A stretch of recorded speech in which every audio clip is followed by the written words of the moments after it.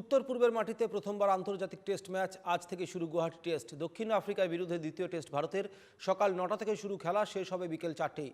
উত্তর পূর্ব ভারতে সূর্যোদয় ও সূর্যাস্ত তাড়াতাড়ি হয়, সেই কারণেই এই অভিনব নিয়ম গুয়াহাটি টেস্টে। দ্বিতীয় টেস্টে ভারতের অধিনায়ক ঋষভ পন্ত। প্রথম টেস্টে হার, ঘুরে দাঁড়াতে মরিয়া ভারত।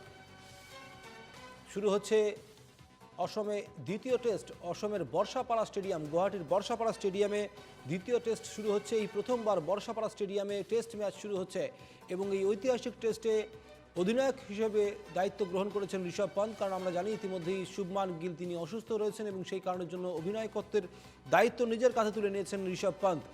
যথেষ্ট কনফিডেন্ট ঋষভ পন্ত তিনি এবং তার টিমকে নিয়ে। আমরা জানি যে ইতিমধ্যেই শেষ ম্যাচে টেম্বা বাবুমা টিম অর্থাৎ প্রোটিয়াসরা দক্ষিণ আফ্রিকা ইডেনে ভারতকে দুর্মুষ করেছিল এবং সেই বদলানিতেই মরিয়া বর্ষাপাড়াতে টিম ইন্ডিয়া।